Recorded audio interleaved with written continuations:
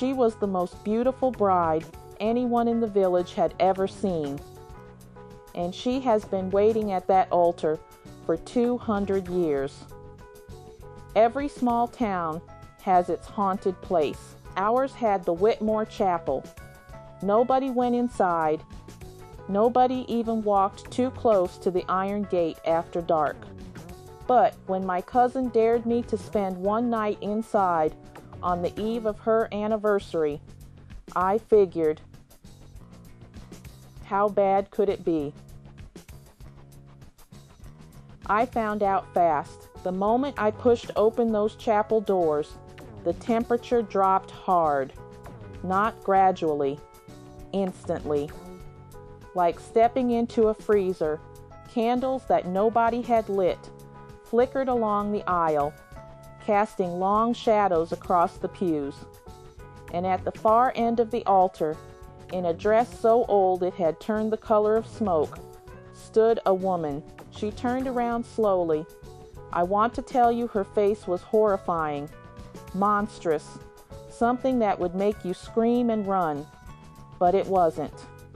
She was heartbreakingly beautiful, with hollow dark eyes that somehow held the saddest expression I have ever witnessed on any living face. Except she was not living. Local historians pieced together her story decades ago. Eleanor Whitmore, abandoned at the altar by a groom who fled town without explanation on the night of their wedding in 1823. She waited for hours, then days. Then she simply never left. They found her 3 weeks later, still in her dress, still waiting.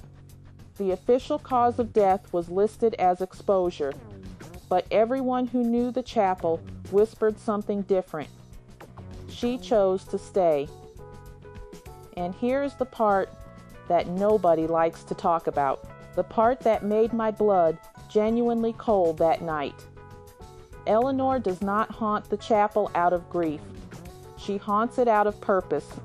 She needs a replacement, not a ghost to join her, a living bride to take her place so she can finally be free. 3 women over the past century reportedly entered that chapel alone and were never found again. Their wedding dresses, however, were discovered neatly folded on the altar steps. When Eleanor looked at me that night, she tilted her head like she was measuring something, like she was deciding. The veil on her dress began lifting slowly, even though there was absolutely no wind inside that building. The candles brightened, and I heard, completely clearly in a space with no other person breathing, a whisper directly beside my ear. "You will do nicely." I ran. I am not ashamed to admit it. I hit those chapel doors at full speed and did not stop until I reached the street outside. Behind me, the candles extinguished themselves one by one. The iron gate swung shut with a sound like a gunshot. Here is what I keep thinking about, though. 3 women who went in and never came out. But I came out. Which means Eleanor is still waiting. Which means the next woman who walks through those doors might not be as lucky as I was. Or maybe Eleanor already chose her replacement, and she is simply letting the anticipation build. After all, she has been patient for 200 years.